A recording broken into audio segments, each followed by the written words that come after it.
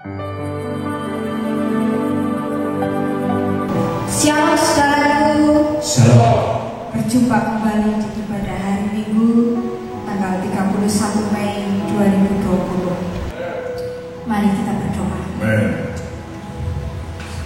Apapun yang terjadi pada hari-hari ini Tuhan, membuat kami semakin sungguh-sungguh menyadari bahwa hidup kami adalah hidup karena kasih-Mu.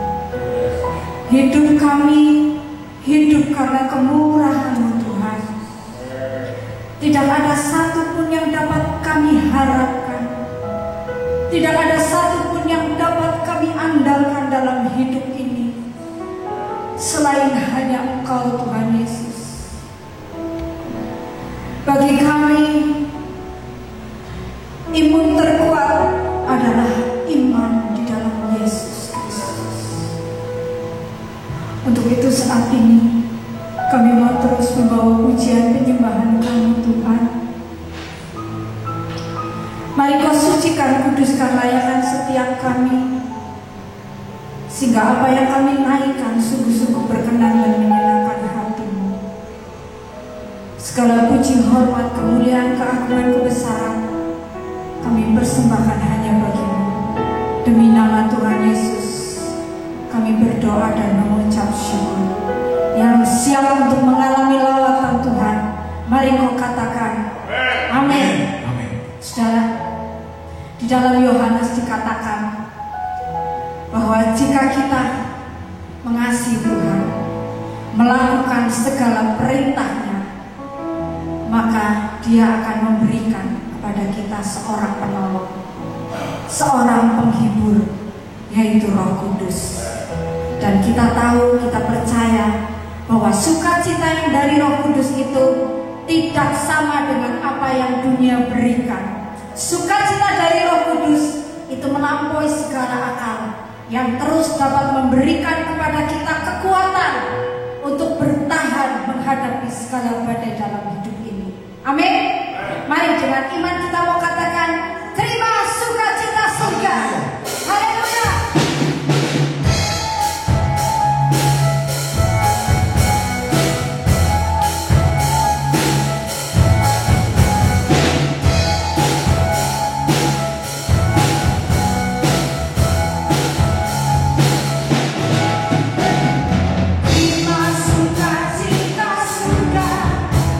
Itulah kekuatan bagi jiwa.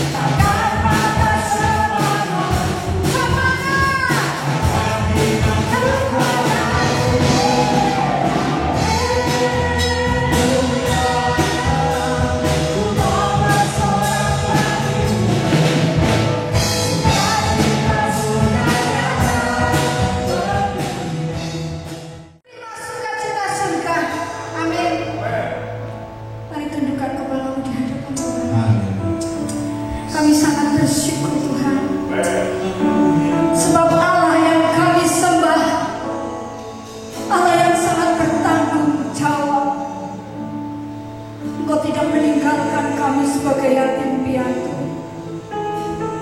Kau berikan penolong, Kau berikan penghibur yang selalu menyertai kami sampai akhir zaman. Roh Kudus yang dapat menjaga kami, Roh Kudus yang dapat menghibur kami, Roh Kudus yang terus memelihara hidup kami. Untuk itu apapun yang terjadi di tengah badai pandemi COVID-19, setiap kami umat-Mu, kami tetap dapat berkata, tak usah ku takut, Allah menjagaku. Tak usah ku bimbang, Yesus peliharaku. Tak usah ku susah, Roh Kudus hiburku. Tak usah ku cemas, yang untuk hatimu. Mari angkat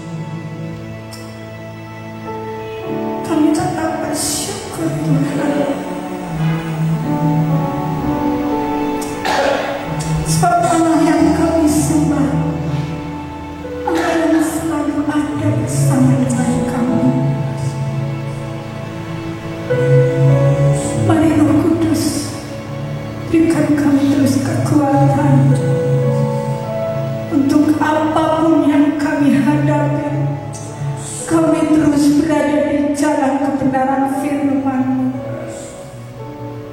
Terima kasih Tuhan Yesus. El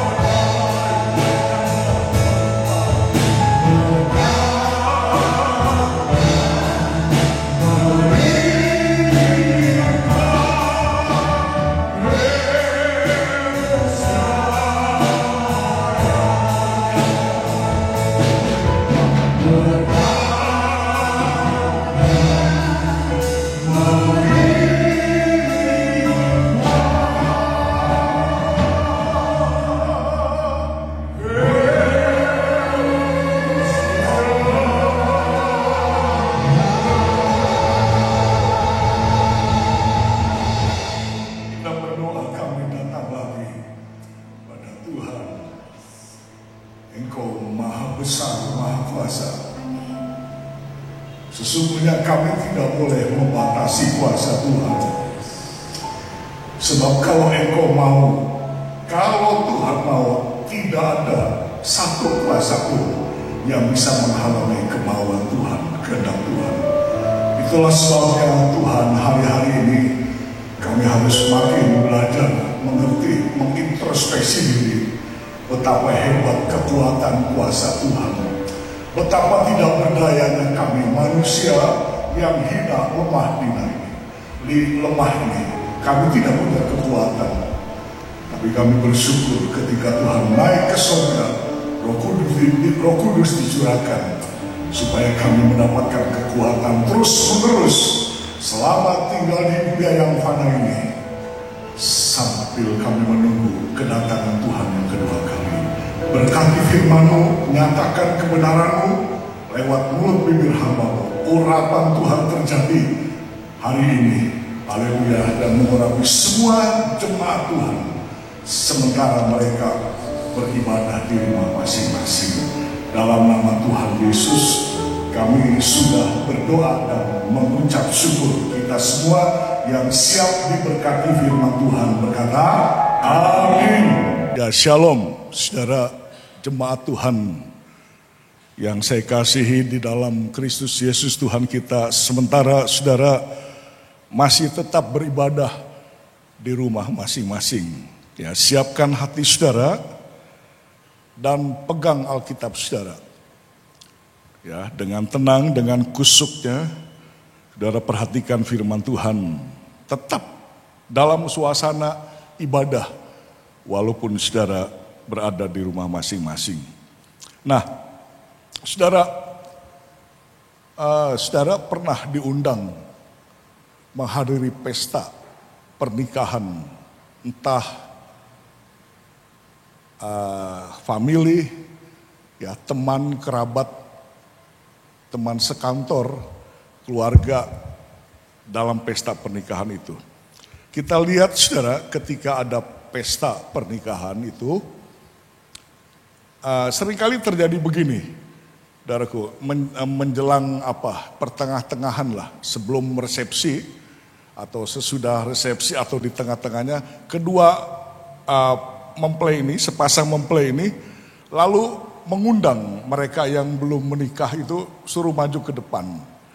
Terus sepasang mempelai ini melepaskan ini hand bukit, ya hand bukit yang dipegang, bunga yang dipegang itu dengan membelakangi mereka yang berkumpul di belakang, lalu dilepas hand bukit itu.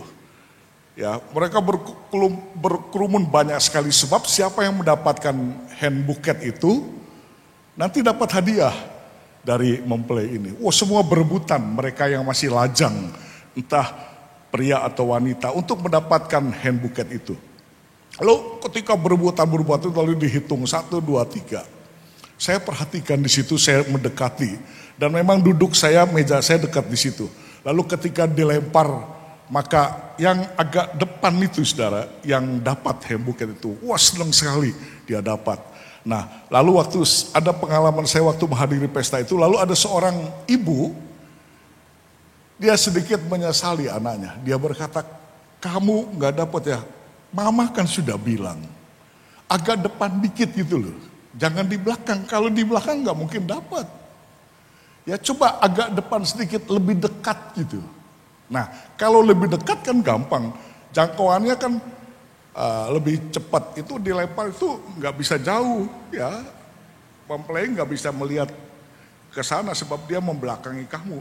Udah diberitahu oleh mama agak depan, jadi disesali dia sebab jaraknya terlalu jauh dari mempelai itu. Ini sebuah ilustrasi gambaran yang saya sampaikan kepada saudara ketika saya membuka firman Tuhan ini, ya di dalam Kitab Nabi Yesaya pasal 59 ayat 1a, ketika firman Tuhan ini berkata seperti ini, sesungguhnya tangan Tuhan tidak kurang panjang untuk menyelamatkan, ya.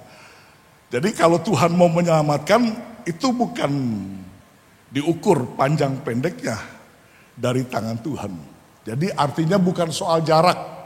Seperti tadi ilustrasi yang saya gambarkan, itu soal jarak, sehingga anak itu dimarahi oleh mamanya, kamu tidak mau lebih dekat sih, kalau lebih dekat kamu mesti dapat. Nah, ketika Tuhan menyelamatkan kita, ya manusia berdosa ini, itu tidak dipersoalkan soal jaraknya, ya bukan soal kurang panjangnya tangan Tuhan untuk menyelamatkan manusia. Jadi bukan persoalan pendek tangannya Tuhan. Jadi artinya jaraknya, bukan soal jarak untuk keselamatan. Saudara, kalau Tuhan mau, perhatikan, kalau Tuhan mau menyelamatkan manusia, manusia bisa apa? Betul enggak? Kalau Tuhan mau loh, kenapa saya berani mengatakan demikian? Manusia dengan Tuhan beda. Tuhan itu maha tinggi, maha kuasa, maha hebat, maha kekuasaannya luar biasa. Jadi kalau Tuhan mau menyelamatkan kita, tidak bisa dibatasi jarak. Ya, mana bisa dibatasi jarak? Saudaraku, manusia nggak bisa apa-apa kalau Tuhan mau. Ya karena itu kadang-kadang ada orang yang tidak percaya, masa sih Allah mau datang menjadi manusia? Masa Allah mau berubah menjadi manusia untuk menyelamatkan manusia berdosa ini? Jawabannya gampang. Kalau Tuhan mau bisa apa? Manusia mau bicara apa? Manusia nggak bisa bicara. nggak bisa ngomong. Kemauan Tuhan itu hebat. Saudaraku, sebab itu saya katakan saudara jangan pernah membatasi kuasa ilahi Tuhan. Jangan pernah membatasi kuasa Tuhan. Tuhan tuh hebat, nggak ada apa-apanya. Kita ini ciptaan ya. Tuhan itu pencipta. Ya, bedalah kita sama Tuhan. Ya, itu sebabnya sebagai anak-anak Tuhan, saudara harus menghargai kemauan Tuhan, kehendak Tuhan.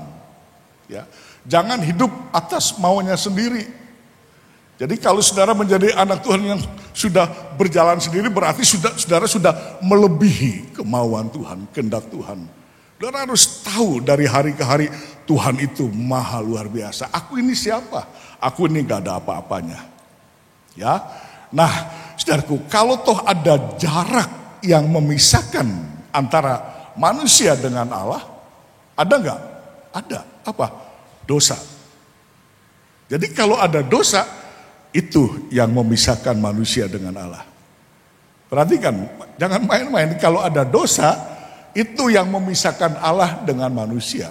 Tapi sekali lagi saya katakan, ini anugerah.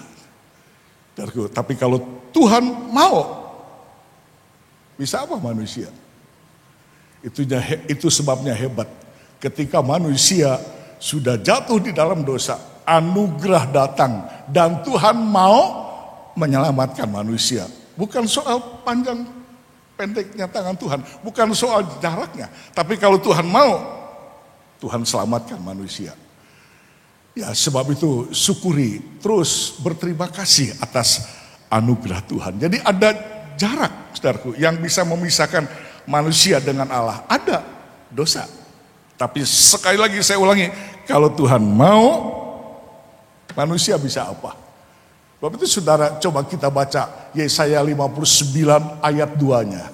Ayat 2-nya berkata begini, tetapi yang merupakan pemisah antara kamu dan Allahmu ialah segala kejahatanmu, dan yang membuat Tuhan menyembunyikan diri terhadap kamu sehingga Tuhan tidak mendengar ialah segala dosamu. Jadi yang memisahkan kita antara Allah dan manusia itu kejahatan kita. Itu dosa kita. Ya, jadi jelas dosa bisa memisahkan kita. Ya, jadi jarak antara Tuhan dengan kita itu memang bisa ada jarak. Kita bisa tidak bertemu dengan Tuhan loh. Ya, siapa yang memisahkan? Kejahatan dosa kita. Ya, jelas seperti itu. Nah, karena itu saudara, sebagai anak Tuhan kita sudah menerima anugerah Tuhan, pengampunan dosa dari Tuhan, ya, hargai anugerah Tuhan ini, ya. Terus saudara tinggikan kekuasaan Tuhan, kuasa ilahinya yang terus memproses hidup kita supaya kita yakin kita tidak mungkin hidup di dalam dosa. Sebab kuasanya hebat. Ya, darah Yesus sudah menyucikan kita, lalu kuasa firman-Nya terus bekerja, Roh Kudus mengurapi kita, dahsyat. Saudara harus hargai itu. Ya, sehingga tidak mungkin ada anak Tuhan yang dia bisa hidup dalam dosa. Sebab kalau saudara hidup dalam dosa, ini yang memisahkan kita dari Tuhan, ya saudaraku. Karena itu saudara, kadang-kadang kita melihat dalam kehidupan sehari-hari kita, ada anak-anak Tuhan yang merasa sangat dekat dengan Tuhan. Oh, saya ini dekat dengan Tuhan, saya rajin doa, saya rajin ibadah, saya pelayanan banyak, dekat, wah cinta saya sama Tuhan. Ingat, perhatikan, kalau anak Tuhan itu hidup dalam dosa, tetap terpisah dengan Tuhan. Ya, apapun hebatnya saudara, apapun rajinnya saudara, saudara merasakan saya cinta Yesus. Tapi kalau saudara hidup dalam dosa, tetap saudara akan terpisah. Ayat ini berkata ada jarak antara Allah dengan manusia. Sebab itu saya ulangi lagi, jangan hidup dalam dosa. Ya, sebab dosa ini yang memisahkan manusia dengan Allah. Ya, jadi jangan merasa hebat, saya dekat, saya rajin melayani, wah ibadah saya nggak pernah bolos. Tapi kalau anak Tuhan tersebut tetap hidup dalam dosa, dia tidak pernah bisa bertemu dengan Tuhan. Begitu sebaliknya. Saudara pernah nggak lihat dengar perumpamaan Yesus waktu ada dua model orang datang ke bait Allah. Yang satu orang Farisi dengan pongahnya. Dia berkata, aku ini orangnya hebat, aku nggak pernah berbuat salah, aku ibadah rajin, berpuasa, mempersembahkan korban dan sebagainya. Dia datang ke bait Allah menyembah dengan mengucapkan syukur sujud pada Tuhan. Tapi dalam perumpamaan itu Tuhan Yesus berkata, ada seorang pemungut cukai. Pemungut cukai itu simbol dari orang berdosa. Alkitab mencatat dia berdiri jauh. Ditulis dia jauh dari Tuhan. Tapi hatinya hancur. Dia sangat dekat dengan Tuhan. Dia cinta dengan Tuhan. Dia percaya Tuhan itu luar biasa. Tuhan itu maha. Jadi ketika ditulis dia berdiri gak berani dekat-dekat, dia jauh. Seolah-olah jaraknya jauh dari Tuhan. Tapi dia tersungkur. Dia tepuk dadanya. Aku ini orang berdosa Tuhan. Apa kata Tuhan? Aku benarkan pemungut cukai itu. Ya, aku layakkan dia, aku benarkan pemungut cukai itu. Ya, nah begitu juga kita sama, saudara. Jadi kalau saudara ada yang merasa jauh, wah saya ini nggak layak terima anugerah Tuhan. Siapa sih saya ini? Tapi kalau ada anak Tuhan yang merasa tidak layak karena rendah hatinya, namun dia terus menerus mengasihi Tuhan, terus menerus memperhatikan firman Tuhan, terus menerus hidupnya dikuduskan oleh firman Tuhan. Saya katakan hari ini, pasti Tuhan akan mengulurkan tangan buat anak Tuhan tersebut. Ya, bukan jarak yang memisahkan tangan Tuhan untuk terulur menolong menyelamatkan kita. Saudaraku, ya, tetapi ketika kita terus-menerus mengasihi Tuhan, terus-menerus siap untuk dikuduskan oleh firman-Nya, menjadi anak Tuhan yang akhirnya dia setia untuk diproses hidup tanpa cacat dan celah di hadapan Tuhan. Ya, puji Tuhan. Karena itu saudara, lanjut kalau kita baca Yesaya 50 ayat yang kedua berkata begini, mengapa ketika aku, kata Tuhan, ketika Tuhan datang tidak ada orang, dan ketika Tuhan memanggil tidak ada yang menjawab? Mungkinkah tanganku terlalu pendek untuk membebaskan, atau tidak adakah kekuatan padaku untuk melepaskan? Sesungguhnya dengan hardiku aku mengeringkan laut, aku membuat sungai-sungai menjadi padang gurun. Ikan-ikannya berbau amis karena tidak ada air dan mati kehausan. Ya, saudara perhatikan dari ayat ini. Ya, ketika aku datang, ya, kenapa kamu tidak ada? Ya, coba. Ketika aku datang, kenapa tidak ada orang? Kenapa tidak ada? Ketika aku memanggil, kenapa tidak menjawab? Jadi Tuhan itu perhatikan, Tuhan tuh dia selalu mendatangi saudara dan memanggil saudara. Ya, perhatikan, itu sebabnya kalau saudara beribadah, ya, datang pada Tuhan, terutama ibadah lah, itu saudara dengar panggilan Tuhan. Oh, aku nih ibadah nih, bawa Alkitab, naik kendaraan apa saja dari jarak rumah yang dekat atau jauh, aku ini dipanggil Tuhan, aku mau datang ibadah. Ya, jadi kita ini datang dipanggil Tuhan. Perhatikan, ya. Jadi saudara harus mengerti tuh, kalau ibadah, mencari Tuhan, mencari firman Tuhan, dan itu datang dipanggil Tuhan. Untuk apa Tuhan panggil? Ya, ayat ini berkata untuk membebaskan kita, melepaskan kita. Ya, jadi jangan salah pengertian loh saudara. Jadi kadang-kadang ada anak-anak Tuhan kalau bergereja, wah aku datang nih. Ya, aku sedang susah-susahnya nih. Apalagi kalau dengar, oh KKR tuh, di mana? Di gedung sana, di gedung olahraga sana. Oh, itu katanya kesembuhan ilahi ini sedang sakit nih. Katanya kalau tidak ada berkat bisa diberkati. Oh, semangat. Perhatikan saudara, kalau saudara datang dipanggil Tuhan itu motivasinya bukan berkat, itu jasmani. Ya, motivasi saudara kalau saudara menghampiri Tuhan, ya, kalau datang pada Tuhan, wah aku siap. Itu sebabnya kalau saudara bergereja datang siap untuk ditegur Tuhan. diajar Tuhan. Ya, jadi kadang-kadang saya melihat ada anak-anak Tuhan kalau bergereja, kalau sudah firman Tuhan kena dirinya, wah marah dia sama pendetanya. Lalu dia mutung, tidak bergereja lagi. Dia sakit hati dengan pendetanya sebab dosa ini ditegur. Padahal cari Tuhan, cari firman itu untuk melepaskan, membebaskan kita. Jadi jangan cari berkat jasmani, saudaraku. Membebaskan, melepaskan itu pengertiannya soal rohani. Berbeda dengan berkat jasmani. Ya, perhatikan saudaraku. Jadi kalau saudara mendengar panggilan Tuhan, itu rohani. Ya, jadi kalau saudara ibadah, Tuhan mesti mengajar. Mesti Tuhan mendidik saudara, mesti Tuhan mendengar. Saudara, ya, jangan pura-pura nggak dengar. Ya, jadi kadang-kadang kita menjadi anak Tuhan, bergereja pura-pura nggak mau dengar panggilan Tuhan. Ya, saudara, nggak mesti panggilan Tuhan itu enak. Kalau saudara banyak salah pada Tuhan, Tuhan panggil terus, saudara tegur terus. Sebab Tuhan ingin supaya tubuh Kristus ini, umatnya ini terus dikuduskan oleh firman Tuhan. Ya, jangan saudara pura-pura dengar. Sebab uluran tangan Tuhan itu untuk menolong kita. Ya, itu yang dibutuhkan untuk rohani kita. Ya, kadang-kadang kita ini gampangin, saudara. Jadi menyepelekan kuasa Tuhan. Saya katakan saudara, kalau saudara mau yakini Tuhan itu hebat, Tuhan itu berkuasa, jangan gampangi.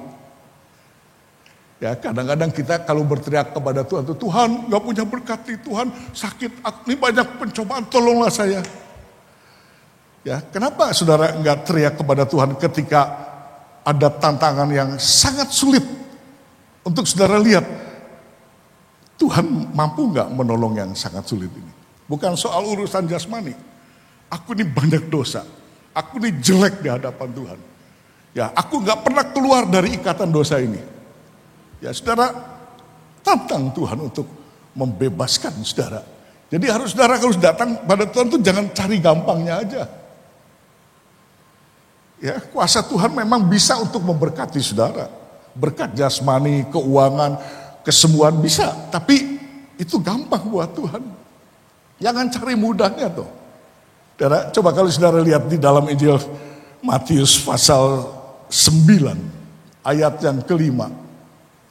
Ketika ada seorang yang lumpuh datang pada Tuhan.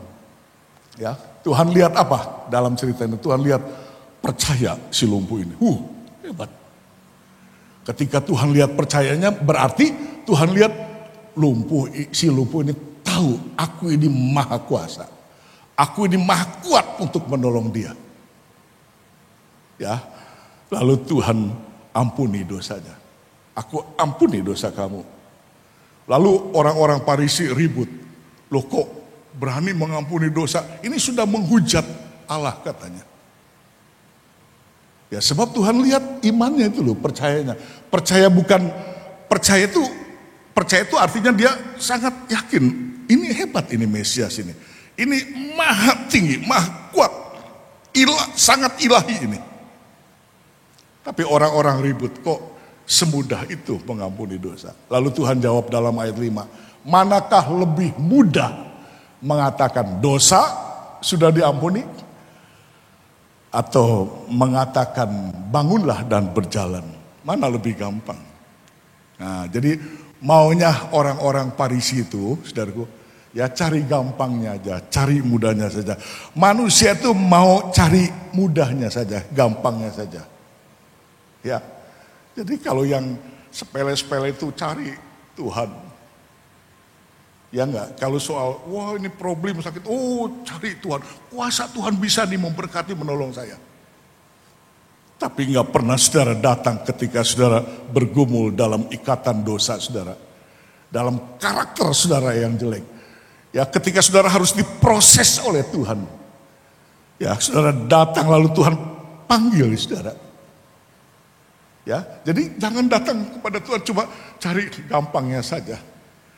Harus datang dengan sungguh-sungguh supaya saudara melihat keajaiban mujizat Tuhan ketika Tuhan menyucikan saudara, membebaskan saudara, memulihkan saudara.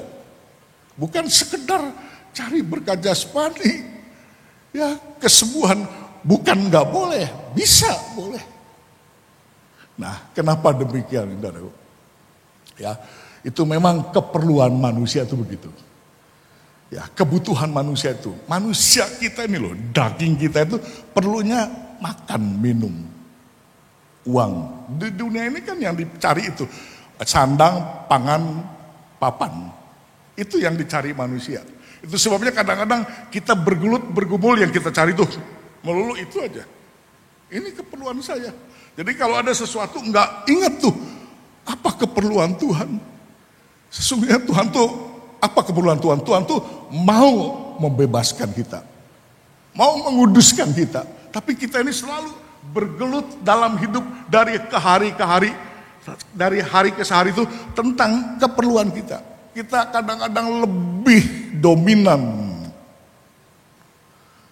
memikirkan saya perlu Tuhan. Saudara nggak pernah dengar, aku juga perlu kok.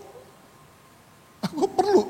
Aku susah-susah datang menjelma menjadi manusia sebab aku perlu menyelamatkan manusia. Aku mau. Karena kalau Tuhan nggak mau, nggak bisa apa-apa manusia ini.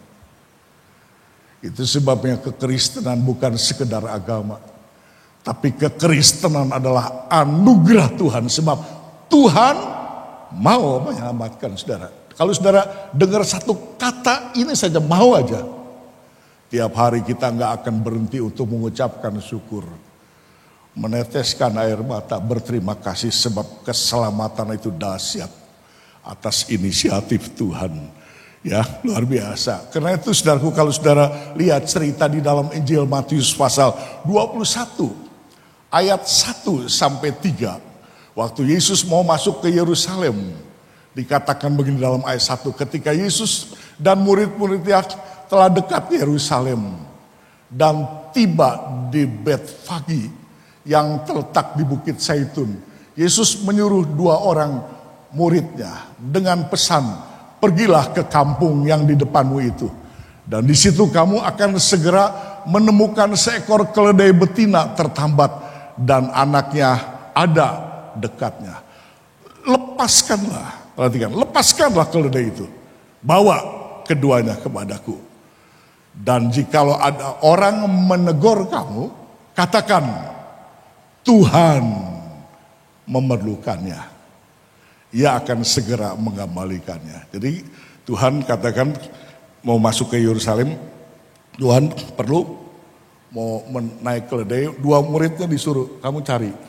Di sana nanti ada seekor anak keledai tertambat dengan induknya. Ya, ambil keledai itu. Kalau ada orang menegur kenapa mengambil keledai itu, jawab saja dengan singkat, Tuhan memerlukannya. Ya, lepaskan sebab Tuhan memerlukannya. Perhatikan, ya, minta supaya keledai itu dilepaskan sebab Tuhan memerlukannya. Jadi dilepaskan karena Tuhan perlu. Ya. Jadi kalau saudara dan saya bisa dibebaskan dari dosa, ya dilepaskan dari, wah sekarang kita ini sudah makin sungguh-sungguh nih, makin bertumbuh imannya. Itu jangan pongah, jangan sok rohani, jangan sok, wah saya sekarang hebat ini. Rohani saya sekarang hebat di gereja saya ini. Bukan. Ya, sebab Tuhan perlu sama saudara. Ya, kita dilepaskan, dibebaskan sebab Tuhan perlu. Jadi kalau saudara sampai di sini saudara ngerti cerita ini, kita akan berkata begini hari ini, betapa hebat cinta kasih sang kepala gereja ini terhadap kita jemaat sebagai tubuhnya. Ya, kita dilepaskan untuk disiapkan berkat yang luar biasa. Apa? Keselamatan.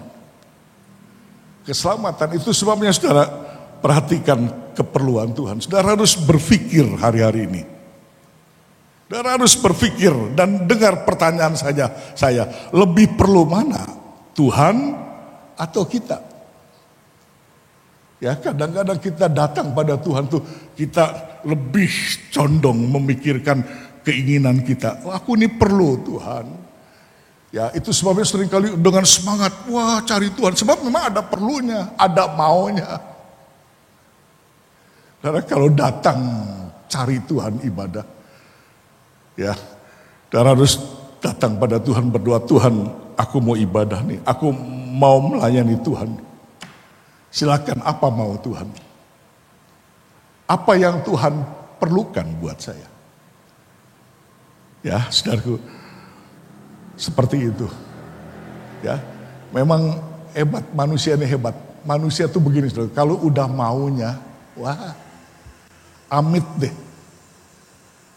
Ya toh, manusia tuh kalau sudah maunya amit deh. Saudara bisa membedakan nggak anak kecil dengan orang dewasa? Beda. Anak kecil, saudaraku, kalau sudah maunya, susah dihentikan, susah dinasehati. Wah, dia kejang-kejang, dia nangis-nangis. Pokoknya harus ada coklat ini, harus ada boneka ini. Pokoknya anak tuh kalau sudah maunya, nggak dituruti kemauannya, repot. Tapi kalau orang dewasa, diberi pengertian, diajar, dididik. Kamu harus ikuti dulu omongan papa mama ini. Ngerti dia. Jadi manusia itu, anak Tuhan itu harus bertumbuh, saudaraku. Rohaninya itu harus makin dewasa supaya tidak mengikuti kemauannya. Kita ini seringkali betul-betul, saudaraku, dalam pergumulan kita, perjalanan hidup iman kita, jarang kita ngikuti kemauan Tuhan. Jujur, saudara. Ya, jujur saja, kita seringkali memaksakan, Tuhan tolong saya ini. Kadang-kadang mengancam. Kadang-kadang kalau nggak dituruti mutung, aku nggak berangkat gereja lagi. Aku nggak berdoa lagi. Aku nggak baca-baca firman Tuhan lagi. Aku nggak mau korban lagi. Ya, saya mau mengajak saudara, mari ikuti kemauan Tuhan, saudaraku. Jadi saudara perhatikan, kalau Tuhan perlu, justru saudara harus berterima kasih. Ya, kalau Tuhan katakan, aku ajar kamu, aku didik kamu. Ayo, sebab aku mau melepaskan kamu, aku mau membebaskan kamu. Aku mau nih, aku perlu. Dan harusnya terima kasih, jangan berontak. Oh Tuhan, silakan ubah aku, bentuk aku. Jadi jangan bersungut-sungut, jangan ngomel. Hebat kalau saudara hari-hari ini mengerti akan kemauan Tuhan. Kita lihat eksposisi ini. Kisah dalam Injil Matius pasal 8. Ya, ayat 1 sampai ayat 4. Setelah Yesus turun dari bukit, orang banyak berbondong-bondong mengikuti dia.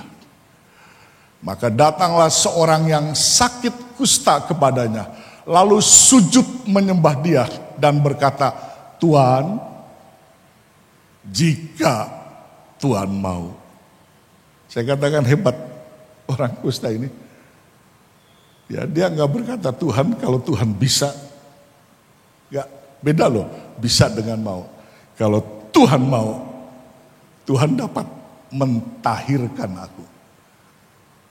Lalu Yesus mengulurkan tangannya, menjamah orang itu dan berkata, aku mau, jadilah engkau tahir. Seketika itu juga tahirlah orang itu dan daripada kustanya. Cukup sampai di situ. Ya, jadi saudaraku, kisah ini kisah tentang uluran tangan Tuhan, ya, yang menolong si penyakit kusta itu. Kenapa dia berkata, Tuhan kalau Tuhan mau? Ya, dia tidak, Tuhan kalau Tuhan bisa. Nah, ini orang kusta ini ngerti, tahu. Tuhan itu pasti bisa. Dia sudah dengar, saudaraku, bahwa Tuhan ini maha kuasa, dahsyat. Ya, keilahiannya beda dengan manusia. Dia tahu siapa Mesias ini. Itu sebabnya dia berkata, Tuhan, kalau Tuhan mau. Kenapa, saudaraku, si orang kusta ini bertanya, kalau Tuhan mau? Sebab tidak ada seorang pun yang mau menolong orang sakit kusta. Saudara, saya ulangi, sebab tidak ada seorang pun yang mau menolong seorang yang sakit kusta. Kenapa, saudara? Ya, itu sebabnya dalam cerita Alkitab, orang kusta di dalam Injil kalau disembuhkan oleh Tuhan bukan sembuh, engkau sembuh, bukan, engkau tahir. Sebab kusta itu diidentikan dengan dosa. Kusta pada zaman dulu itu diidentikan dengan dosa. Dengan dosa, saudaraku, ya. Orang kusta itu kalau dia sakit kusta, ya. Saudaraku, misalkan dia berpapasan dengan orang, saudaraku, dia ketemu dengan orang, dia kusta, dia harus teriak, najis, najis, supaya orang tahu dia kusta, supaya orang menjauh dari dia.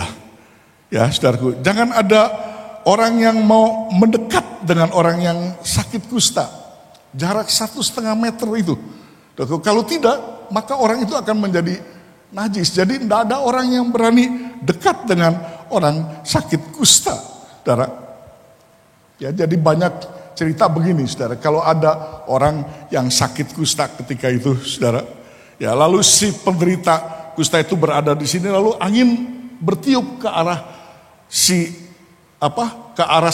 penderita kusta ini. Maka orang-orang yang di sekitar itu harus menyingkir kurang lebih 50 meter. 50 meter dari seorang sakit kusta itu. Sebab kalau tidak dia tercemar. Oh, risikonya hebat, bahaya, saudaraku. Ya.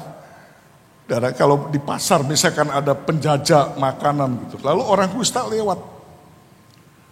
Dijamin ketika itu tidak ada si penjajah itu, tidak mungkin laku jualan penganannya, makanannya. Sebab nggak ada orang mau beli, dianggap jualannya itu najis.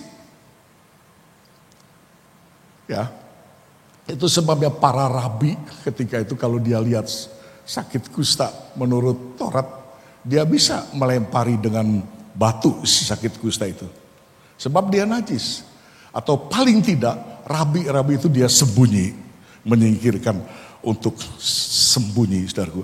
Jadi si penyakit kusta ini betul-betul sangat tragis. Dia terpisah dengan kebanyakan orang, saudaraku.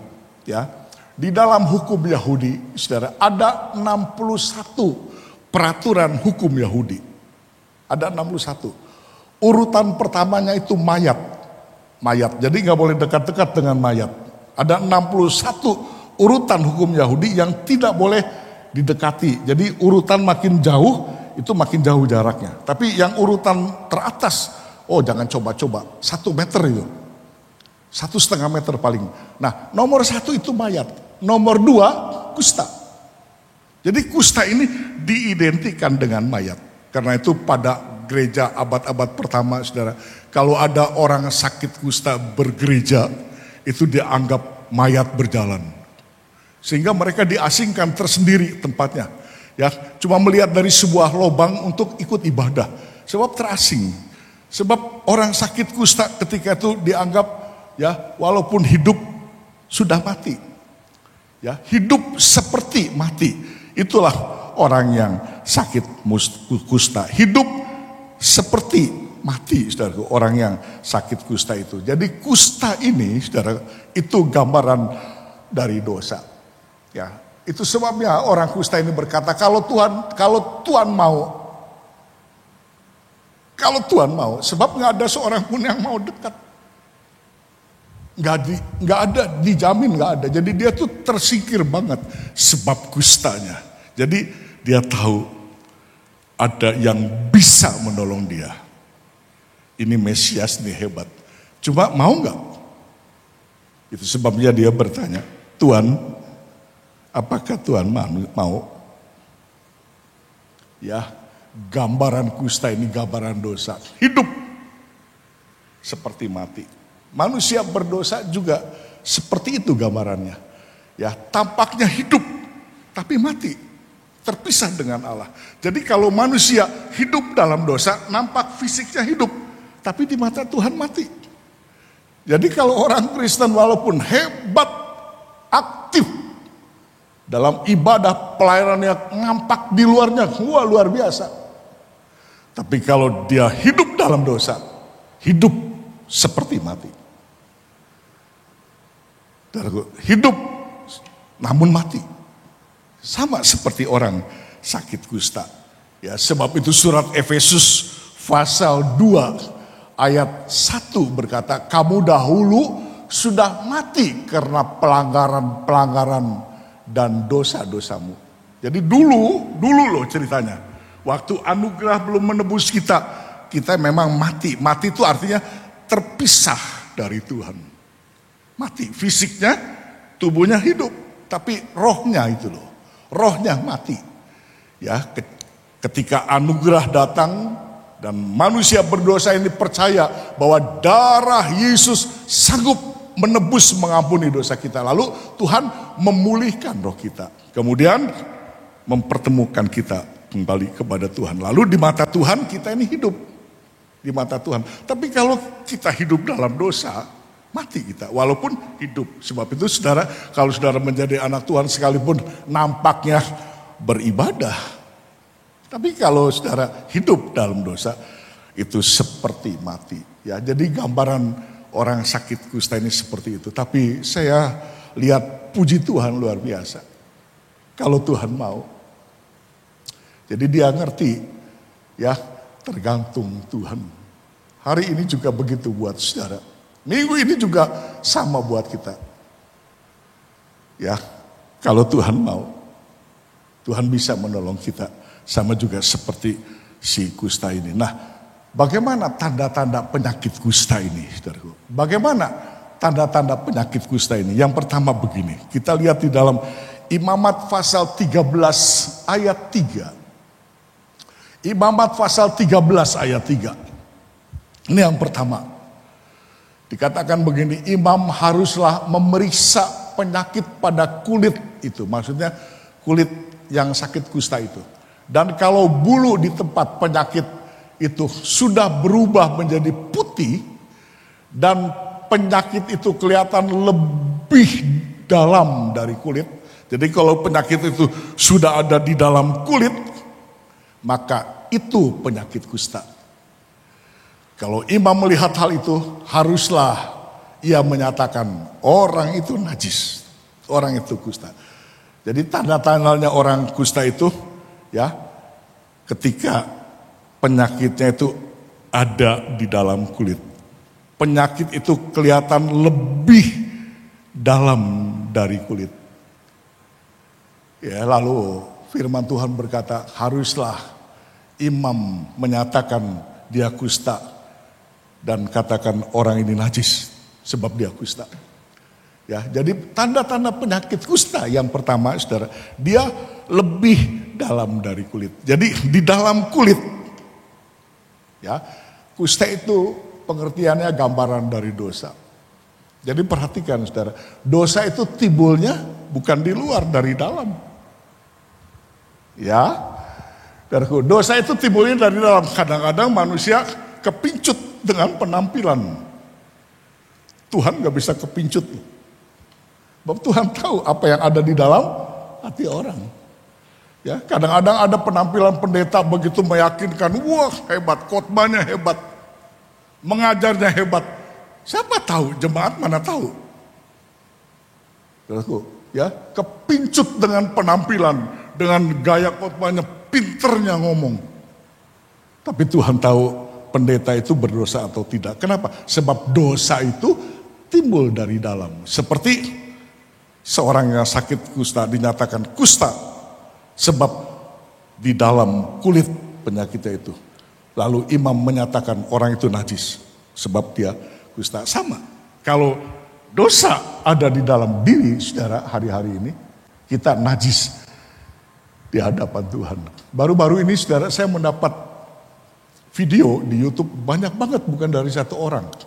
Ada yang bilang di Amerika, ada yang bilang di Italia. Ya, ada pendeta datang dengan istrinya ke ruangan gereja. Gereja itu kosong.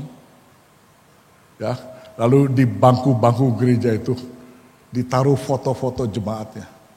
Ada yang bilang katanya itu jemaatnya terkena COVID-19, sudah pulang ke sorga semua.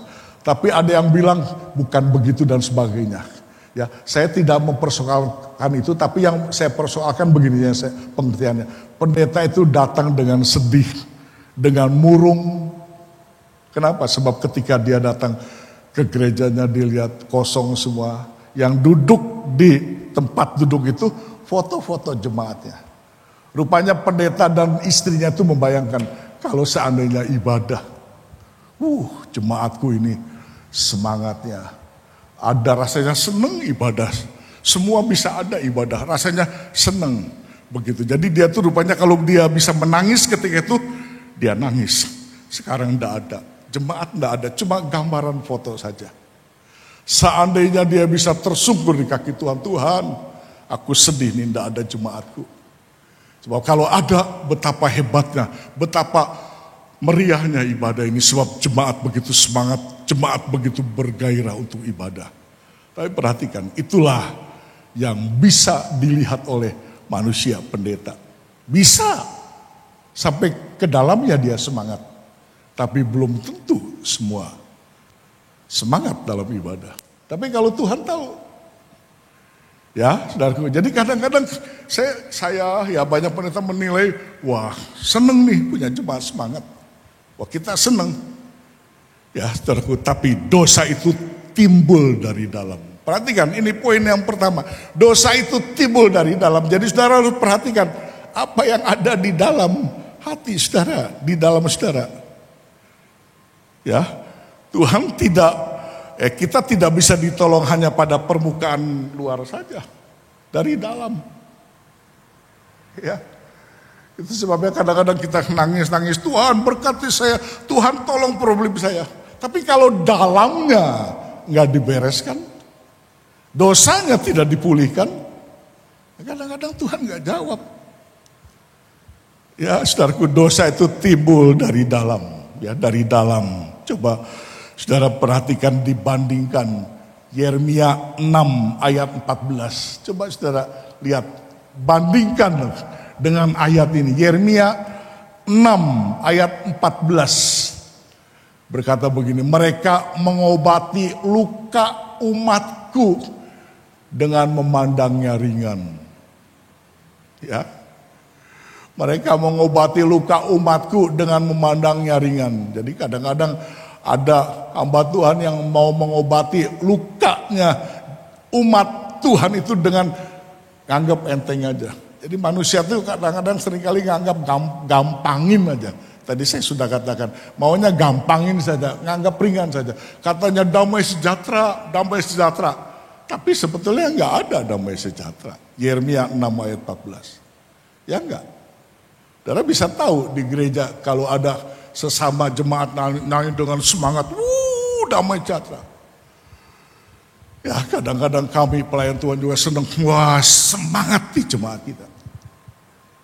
Itu sebabnya pergumulan seorang hamba Tuhan, dia harus terus bergumul supaya Tuhan terus menguduskan jemaatnya sampai memulihkan yang di dalam hatinya. Kadang-kadang kita teriak, wah sukacita, damai. Kita melayani Tuhan, kita begitu berglori. Tapi kadang-kadang hati kita jauh dari Tuhan. Ya, kadang-kadang kita berani memuliakan Tuhan seperti Tuhan tegur orang-orang Farisi, pinter kamu memuliakan Tuhan, padahal hatimu jauh dari aku. Ya, hari-hari ini saudara perhatikan, jangan sampai seperti itu. Ya, Markus pasal 7 ayat 20 sampai 23 berkata begini. Ya, katanya lagi, kata Tuhan lagi, apa yang keluar dari seseorang itulah yang menajiskan. Yang keluar dari seseorang itu yang menajiskan. Keluar dari mana? Ayat 21. Sebab dari dalam, dari hati orang timbul segala pikiran jahat. Percabulan, pencurian, pembunuhan, perzinahan, keserakahan, kejahatan, kelicikan, hawa nafsu, iri hati, hujat, kesombongan, kebebalan. Semua hal-hal jahat itu timbul dari dalam dan menajiskan orang. Jadi imam itu disuruh Tuhan, kamu sebut dia najis. Karena bukti dia kusta. Sebab kusta itu bukan nampak di luar saja, tapi dari dalam kulitnya itu ada kustanya. Ya, dari dalam. Banyak hal-hal di dalam hati kita yang harus saudara koreksi hari-hari ini. Ya, kadang-kadang kita iri hati, sakit hati, nggak senang dengan Tuhan, nggak senang dengan sesama, ngomel, bersungut-sungut, ya, patah semangat, benci. Oh, banyak karakter-karakter yang jelek, sifat-sifat dosa. Hati-hati, itu yang najis, menajiskan orang. Karena itu saudara, ya memang contoh orang yang sakit kusta ini kalau saudara datang pada Tuhan, ya dipanggil, datang untuk dibebaskan, datang Tuhan aku dinajis. Coba ungkap kenajiskan ini. Berfirmanlah Tuhan, sebab dosa timbul dari dalam kita. Tuhan mau menolong saudara. Tapi saudara harus terbuka mengaku segala dosa saudara yang paling dalam di hati saudara. Saya ulangi lagi, hari ini Tuhan mau menolong saudara. Asal saudara terbuka. Jadi jangan luarnya saja, jangan tampak kulitnya aja. Saudara harus mengaku hari ini. Ini loh kepahitan hati saya. Ini loh rusaknya saya di dalam. Jangan mikirin berkat dulu, bereskan dulu yang di dalam. Mengaku. Hari ini Tuhan mau ulurkan tangan buat saudara. Tuhan mau tolong saudara. Tapi mengaku yang paling dalam di hati saudara. Ibrani 4 ayat 13 berkata, tiap-tiap orang dia harus mempertanggungkan jawabnya kepada Tuhan. Masing-masing, tiap-tiap orang. Dia harus berani mempertanggungjawabkan hidupnya pada Tuhan. Kenapa? Sebab Tuhan tahu isi hati kita. Ya, saudara, yang kedua, Imamat pasal 13 ayat 7 sampai 8. Tanda-tanda penyakit kusta itu seperti ini. Imamat pasal 13 ayat 7. Tetapi jikalau bintil-bintil itu memang meluas pada kulit, sesudah ia minta diperiksa oleh imam untuk dinyatakan tahir, haruslah ia minta diperiksa untuk kedua kalinya. Kalau menurut pemeriksaan imam bintil-bintil itu meluas pada kulit, imam harus menyatakan dia najis. Itu penyakit kusta. Jadi perhatikan dari ayat ini, apa sih tanda-tanda penyakit kusta? Kalau dia sudah ada di dalam kulit, lalu diperiksa oleh imam bintil-bintilnya itu, lalu meluas dia pada kulit itu, meluas. Ya. Perhatikan, lalu dia meluas pada kulit itu. Jadi penyakit kusta itu menyebar. Meluas. Ya. Dosa itu menyebar loh, saudara.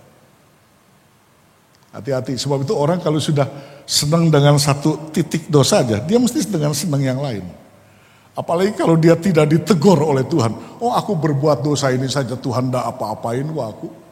Malah lebih diberkati aku. Oh, menyebar dia. Ke yang lain berani dia berbuat dosa lagi. Sebab itu ada orang berkata, kalau sekali kita berbohong, berani berbohong, kita akan berbohong kepada yang lain. Jadi dosa itu selalu menyebar. Ya, meluas. Dan kalau diperiksa oleh imam sekali lagi betul-betul meluas, ya, untuk kedua kalinya betul-betul dia najis. Jadi dosa itu menyebar, meluas. Saudara, ini poin kedua loh, perhatikan. Kadang-kadang kita ini apa? Manusia ini keras hati. Keras hati. Kalau kita berdosa lalu nggak dipengapakan oleh Tuhan, oh tenang, aku nggak dihukum kok.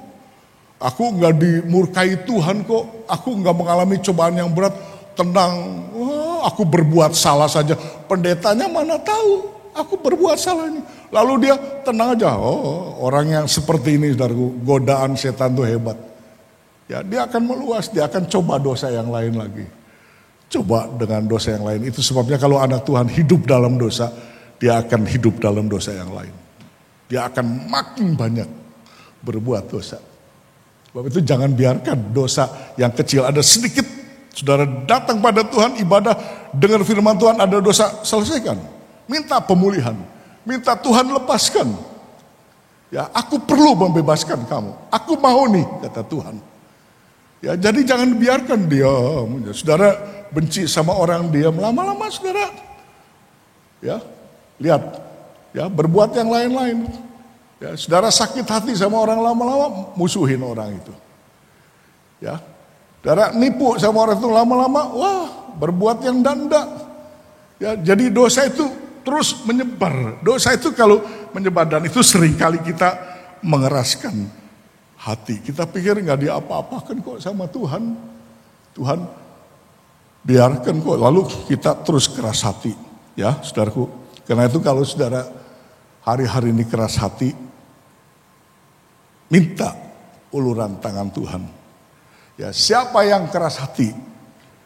Ya, minta uluran tangan Tuhan. Jangan sampai tidak minta uluran tangan Tuhan untuk menolong saudara.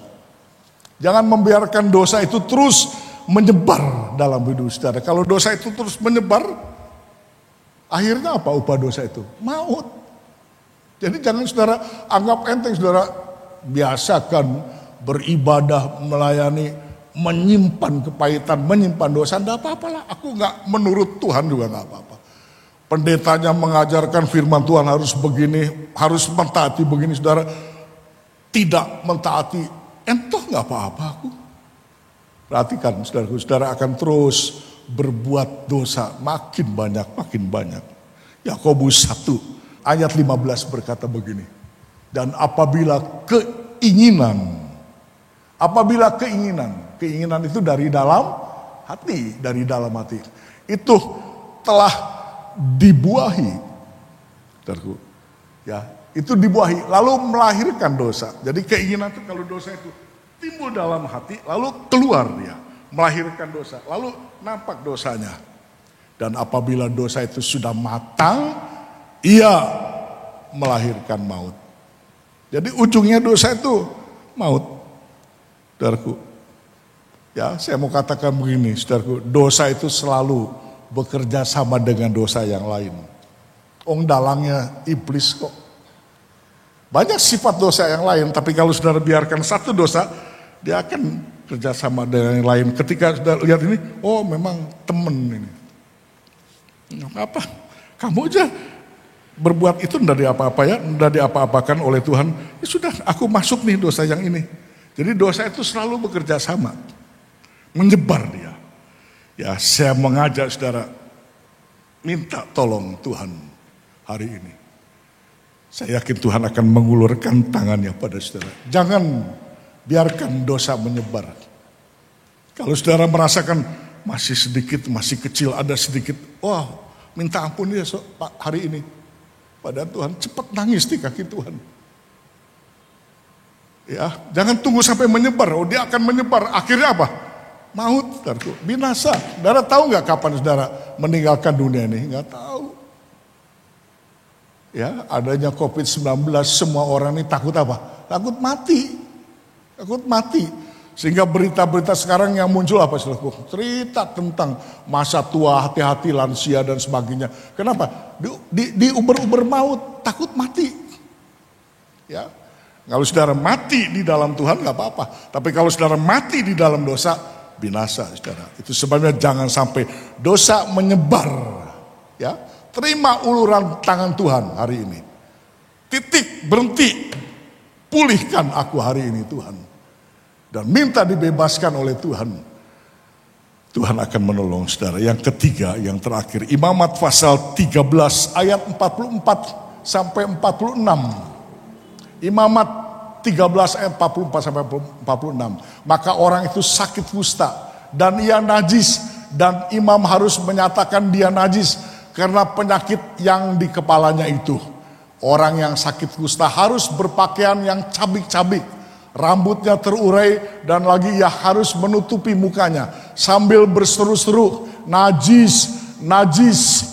Selama ia kena penyakit itu, ia tetap najis. Memang ia najis. Perhatikan, ia harus tinggal terasing di luar perkemahan. Itulah tempat kediamannya. Akhirnya saudaraku, orang yang sakit kusta, kalau dia sudah betul-betul dinyatakan kusta oleh imam, dia harus tinggal di tempat yang terasing, di luar perkemahan. Kenapa harus begitu? Ini poin yang terakhir, sebab dosa itu mencemarkan orang lain.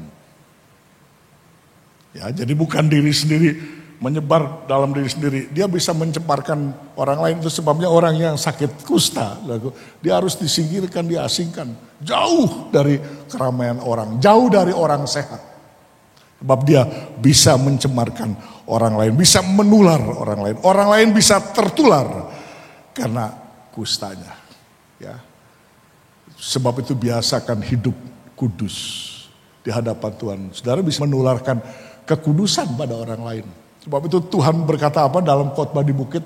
Jadilah terang, jadilah garam. Supaya apa? Supaya bisa menularkan terang kepada orang lain. Karena itu waktu Tuhan naik ke sorga, murid-muridnya itu dikatakan kamu harus jadi saksiku ya. Bukan saksi dosa. Supaya orang lain menjadi muridku. Ya, supaya bisa menularkan kekudusan Tuhan, menularkan kebaikan Tuhan, menularkan pengajaran Tuhan. Ya, jadi garam, jadi terang, jadi saksi. Ya, saudaraku, jangan menularkan yang lain. Kalau saudara seringkali kita ini jahat jadi orang lain ikut, kita jadi jahat. Ya, Ibrani pasal 12. Ayat yang ke-15 berkata begini, jagalah supaya jangan ada seorang pun menjauhkan diri dari kasih karunia Allah. Agar jangan tumbuh akar yang pahit, yang menimbulkan kerusuhan dan yang mencemarkan banyak orang. Jadi jangan ada akar pahit. Ya, tumbuhkan hal-hal yang baik. Minta uluran tangan Tuhan. Hari-hari ini supaya hidup kita menjadi berkat buat orang lain. Ya, jangan nular ke yang jelek. Saya melihat kadang-kadang ada satu jemaat jadi jelek semua karena ada yang jelek di situ. Sekeluarga bisa jadi jelek semua karena ada kepala rumah tangga yang jelek. Ada istri atau suami ada yang jelek. Jadi semua jadi sifatnya jelek. Tapi tiap saudara harus punya komitmen, jadilah garamnya dunia, jadilah terangnya dunia. Karena itu saudara kembali kepada cerita Matius pasal 8 ini dalam ayat yang kedua. Perhatikan. Maka datanglah seorang yang sakit kusta kepadanya. Lalu sujud menyembah dia. Berkata, Tuhan, kalau Tuhan mau, Tuhan dapat mentahirkan aku. Dia enggak berkata Tuhan, kalau Tuhan bisa enggak. Kalau Tuhan mau, aku ini tergantung kemauan Tuhan. Dia ngerti loh, aku ini kusta. Dia tahu seperti saya paparkan tadi, kusta itu bisa mencemarkan. Ya, kusta itu timbul dari dalam kulit aku nih. Kusta itu menyebar. Aku ini kusta, nggak ada orang yang mau datang. Aku tahu engkau sang Mesias, engkau juru selamat. Aku tidak berkata kalau Tuhan bisa sebab engkau pasti bisa. Tapi nggak ada seorang pun yang mau mendekati aku. Sebab aku ini kusta. Ya, saudaraku, saudara harus berkata di akhir firman Tuhan ini sebelum kita tutup dalam doa.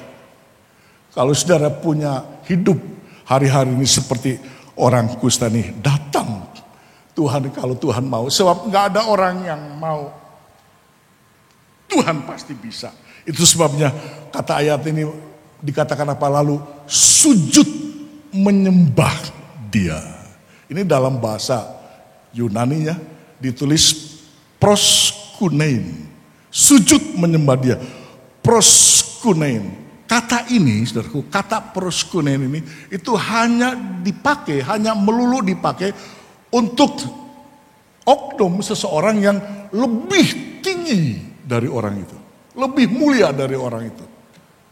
Ya, kala itu saudaraku kata proskunein itu banyak dipakai untuk penyembahan berhala. Sebab berhala lebih tinggi, lebih mulia dari pemujanya.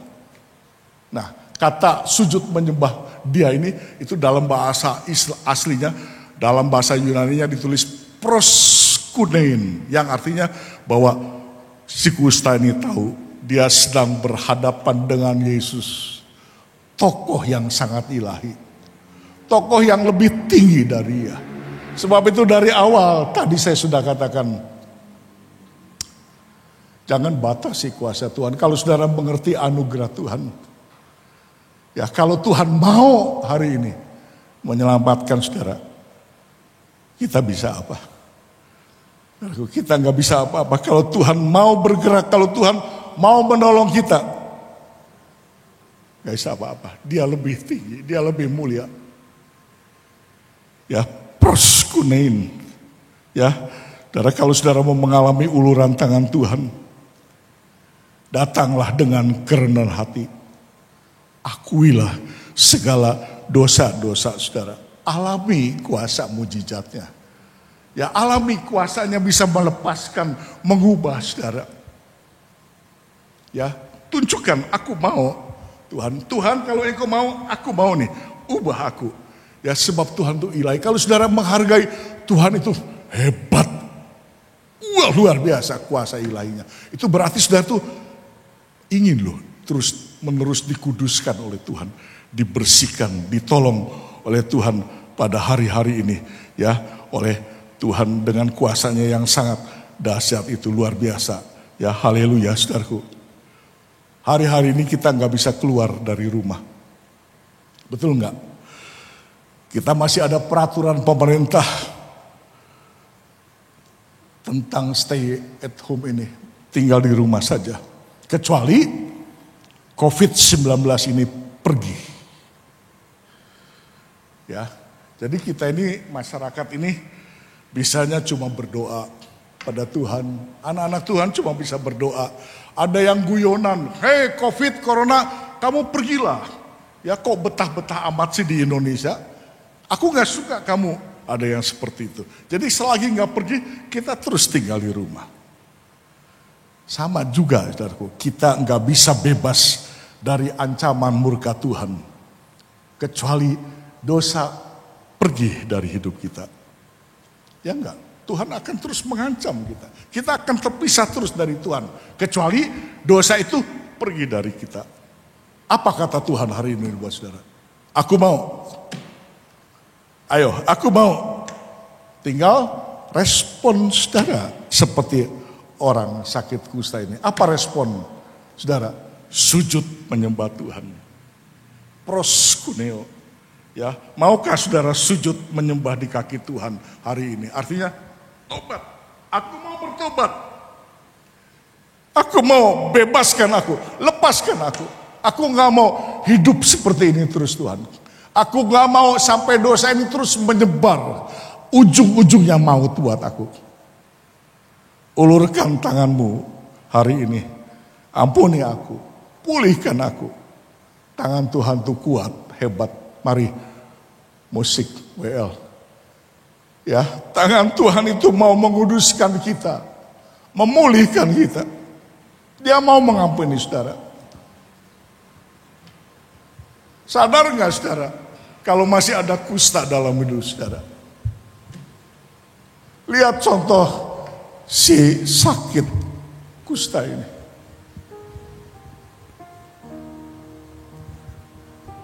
Ya, Tuhan mau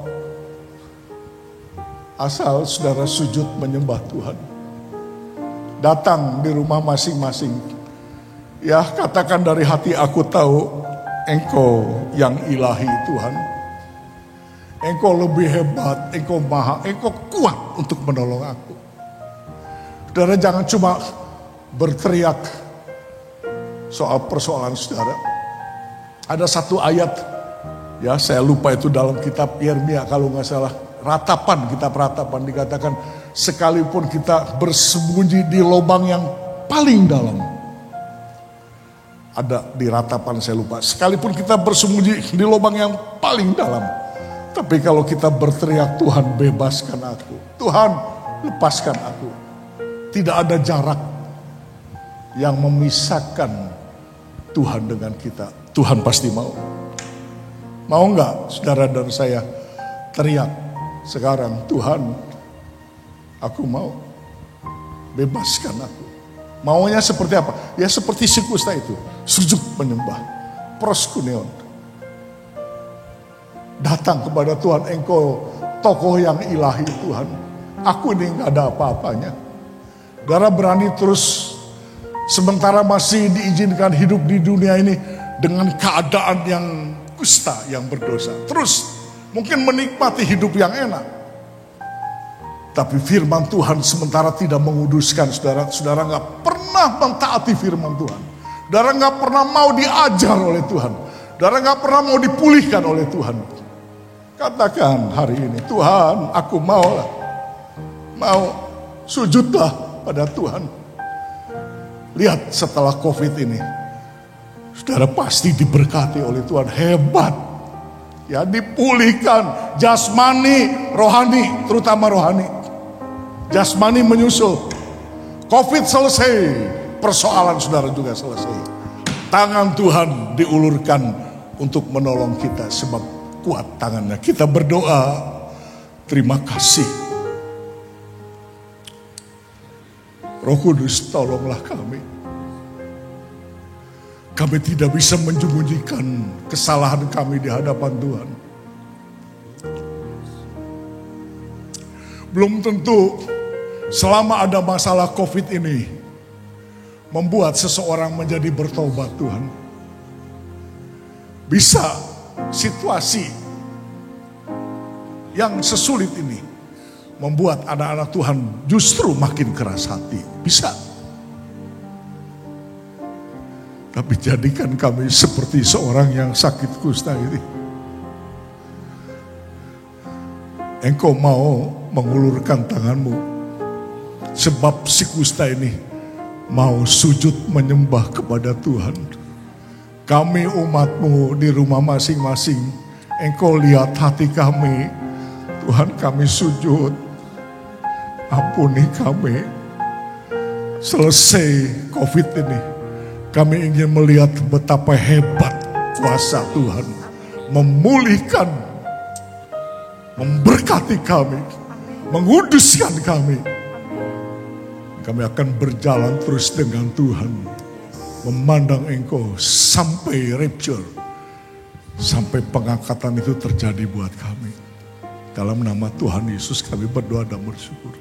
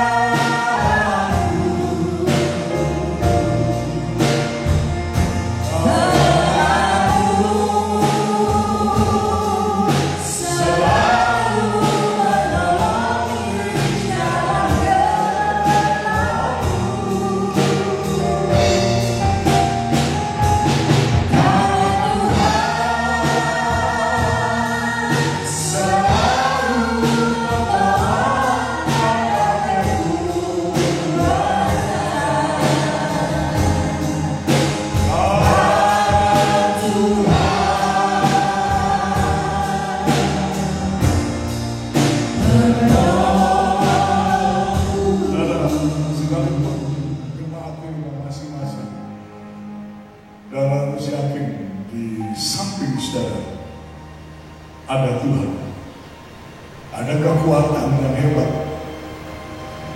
Saudara tidak bisa menyembunyikan sesuatu di dalam hati saudara.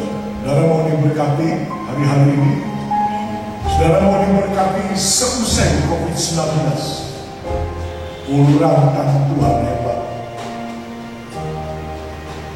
Ya, ketika Tuhan melihat si kusta itu sujud menyembah, seolah-olah pengertiannya berkata begini, aku mau Tuhan, Engkau sang ilahi, Engkau hebat, kekuatan, Engkau tidak bisa sama dengan kami. Lalu dia sujud menyembah. Tuhan pun lalu berkata, aku mau. Dia ulurkan tangannya dan sembuh si sakit kusta itu. Maukah saudara di rumah masing-masing sekarang ayo mengajar dengan kami semua ini yang di gereja dari hati, saudara. Aku datang Tuhan, periksa hatiku, ampuni kami, pulihkan kami, bebaskan kami, lepaskan kami. Kami ingin hidup ini terus ditopang oleh Tuhan, berjalan bersama Tuhan. Kami tidak menginginkan yang lain, Tuhan. Kami nggak mau cari yang gampang, yang mudah. Berkat-berkat jasmani, kami terima apa yang dari Tuhan, banyak sedikit. Tapi kami ingin bebaskanlah kami, lepaskan kami. Oh, kami sangat rindu mengasihi Tuhan. Kami ingin nanti kalau Engkau datang sang kali itu berbunyi, kami ingin diangkat. Kami ingin bertemu dengan Tuhan. Kami yakin Engkau ulurkan tanganmu kepada jemaatku ini. Mereka siap datang untuk menyembah Tuhan. Dan dari lagi dari atas lalu kita sembah Dia dengan sungguh-sungguh. Aku hidup karena kasih-Mu. Ayo semua menyanyi. Aku hidup karena kemurahan-Mu.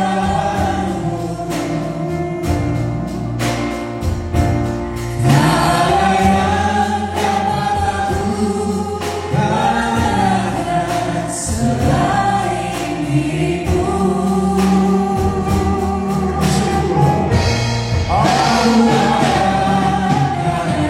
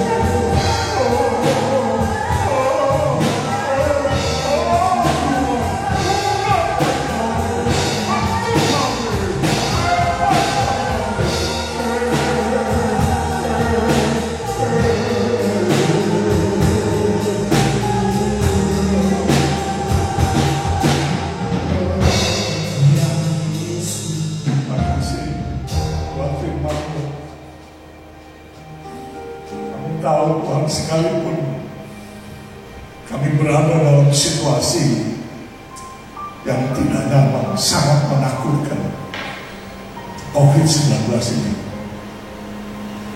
tapi belum tentu bisa mengubah kami.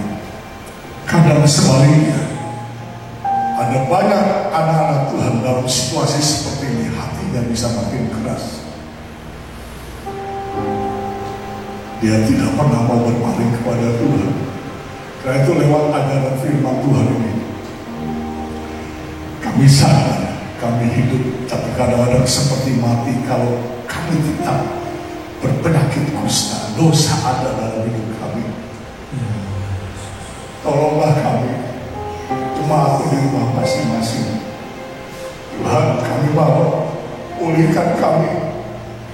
Engkau lihat hati mereka sujud di hadapan Tuhan, kami menangis, kami minta ampun Tuhan.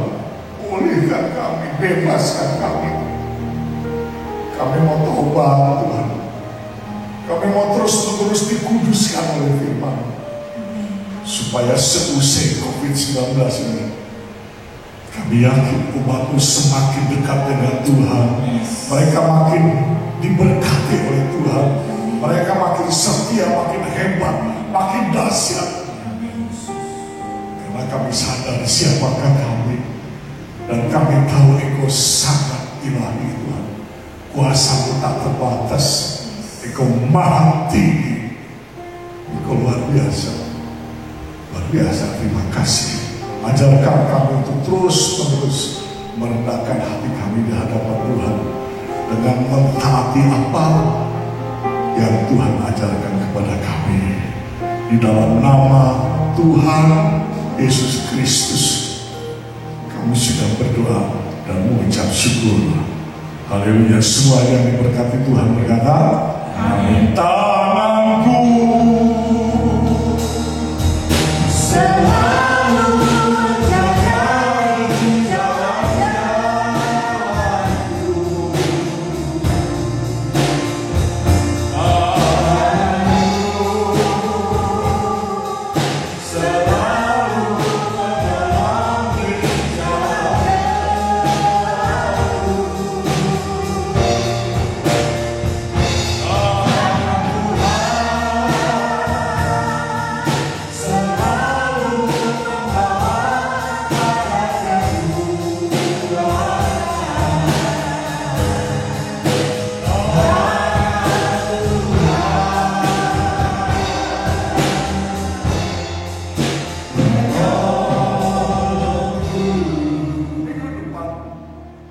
besar kita masih tetap beribadah seperti ini. Selagi saudara belum mendengar pengumuman dari kami, saya sebagai kepala sidang, saudara akan tetap mematuhi peraturan dari pemerintah yang sekarang sudah diperlonggar ya, dengan new normal ini, tapi dengan pengawasan, dengan ketertiban masyarakat ya.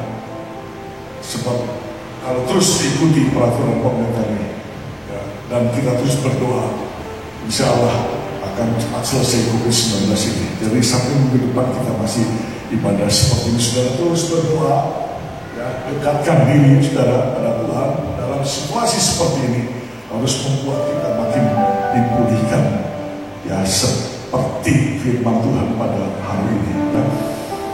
Yang terakhir saudara, untuk yang berulang tahun minggu ini, maafkan beberapa minggu kemarin lupa ya, buat Bapak Suko Gunawan pada tanggal 25 Mei, Ibu Cuaneng 27 Mei, dan Bapak Johan Teja Sukmana 28 Mei ya.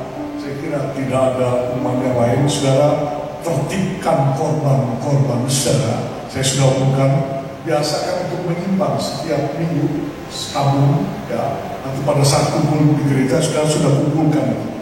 Sebab selama kurang lebih 2 bulan ini biaya operasional banyak ya, apalagi kita kolektif saudara kumpulkan dengan baik ya. Firman Tuhan berkata apa? Tuhan melihat hati kita.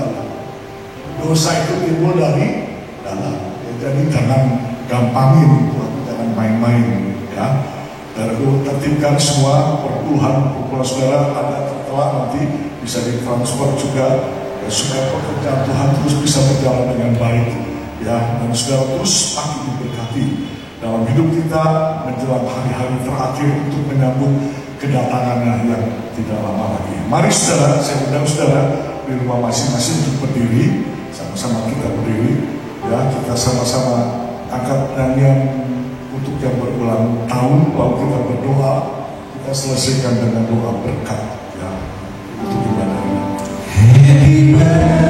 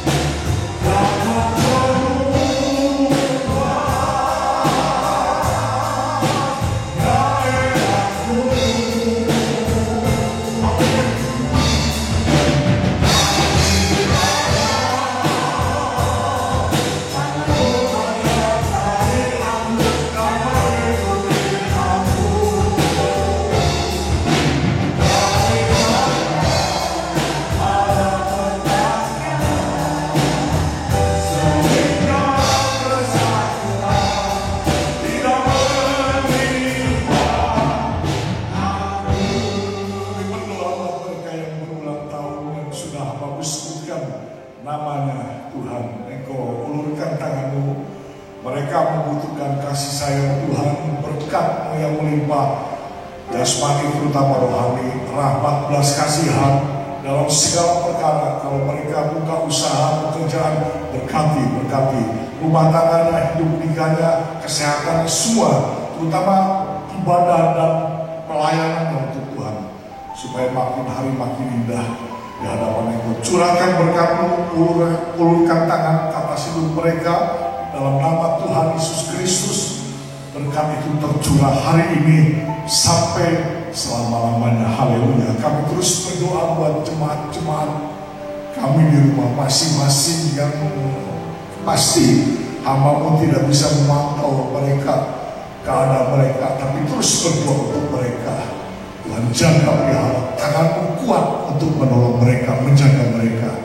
Asalkan mereka mau untuk sujud menyembah, untuk mengakui bahwa Engkau tokoh yang sangat ilahi, yang sangat harus dihormati oleh kami. Kami harus punya penundukan diri kepada Tuhan. Berkati mereka supaya mereka terus siap diajar, dididik oleh firman Tuhan. Haleluya. Terima kasih Bapak, segala usahanya, pekerjaannya, apapun yang dikerjakan, yang pasti berhasil. Rumah tangganya, hidup nikahnya, kesehatannya, pendidikannya, sekolahnya, semua lawat mereka. Dari anak sekolah minggu, remaja, kaum muda, orang dewasa, semuanya. Pelihara Tuhan, sampai pertemukan kami nanti pada saatnya. Hati ini merindu, ingin segera berjumpa dengan jemaat-jemaat kami ini. Terima kasih Bapak di surga. Haleluya. Akhirnya kami berdoa buat pemerintah kami dengan bersusah payah. Mereka terus bekerja keras ya, dari Bapak Presiden, Wakil Presiden, para pejabat di negara, pembantu-pembantunya, menterinya, semua, terutama Polri, TNI-nya yang menjaga, mengamankan situasi ini supaya masyarakat tetap terjaga tertib. Tuhan juga untuk para medis, dokter-dokter, perawat-perawat, Tuhan tolong mereka, kasihan mereka, berikan kekuatan kesehatan, berkati apa yang menjadi kebutuhan. Tuhan kuatkan syukur, berikan hikmat akal budi kepada pemimpin negara kami. Kami yakin Tuhan akan menolong dan menyelesaikan dengan baik, dengan rahmat, akal budi hikmat dari Tuhan. Haleluya. Terima kasih. Bapa di surga, berkati semua pemerintah kami, daerah Kabupaten Banyumas juga. Jaga kuasai semuanya. Ya kota Purwokerto semuanya. Lindungi umat-umat Tuhan di tanah air. Ya seluruhnya dari Sabang sampai Merauke. Hamba-hamba Tuhan, umat-umat Kristen, jemaat Tuhan di kota ini juga, di Kabupaten Banyumas semuanya. Terima kasih, berkati kami Tuhan. Kami akan berjumpa kembali pada hari-hari yang akan datang. Lindungi terus kami, biar tangan Tuhan terus kepada kami, rendahkan terus hati kami untuk terus menerima uluran tangan Tuhan. Makasih Bapa di surga, buka tangan saudara. Ya, Tuhan memberkati engkau dan melindungi engkau. Tuhan menyinari engkau dengan wajahnya dan memberi engkau kasih karunia. Tuhan menghadapkan wajahnya kepadamu dan memberi engkau damai sejahtera.